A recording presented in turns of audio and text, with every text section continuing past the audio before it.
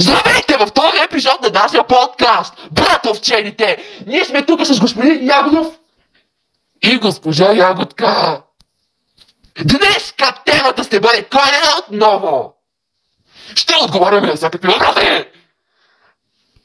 На теб, господин Ягодов, какъв ви е любимия коледен филм? Естествено, че Ягода е вкъщи. Съм вкъщи.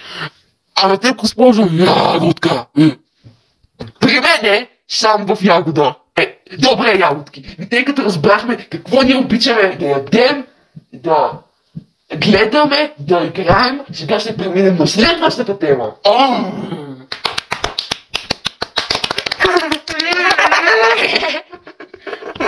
Сега в момента ще кажем 10 причини, защо обичаме Коледа! Господин Ягодов, кажи първата причина. Първата причина е, че харесваме пладене! Госпожа Ягодка, коя е втората причина? Втората причина е, че харесвам да ям. Браво, господин Ягодов, сега можете ли да кажете какво прави сме бат? Как да ни кажете, защо? За да не обмана ягодите, които са на коледните пантофи. Аплодисменти, моля те, скъпи зрители, аплодисменти! Господин Ягодов, можете ли да ни кажете в момента какво вие ядете? Ягоди с малко лайна!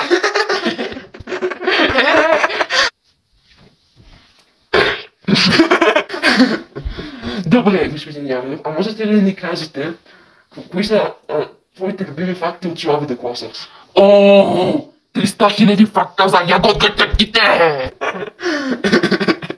Какво правим, бе, бате? Ягодките! Един малък човек ми каза, че вие можете да рапирате, да правите рап парчета, йо-йо.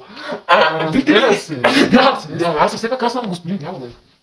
Ягодите там, ягодите насам, ягодите там, ягодите. Добре, това май ще бъде. Това май ще бъде за втори епизод. Абонирайте се за канала Ягодки. Лайкнете, чупете я, аз съм бана!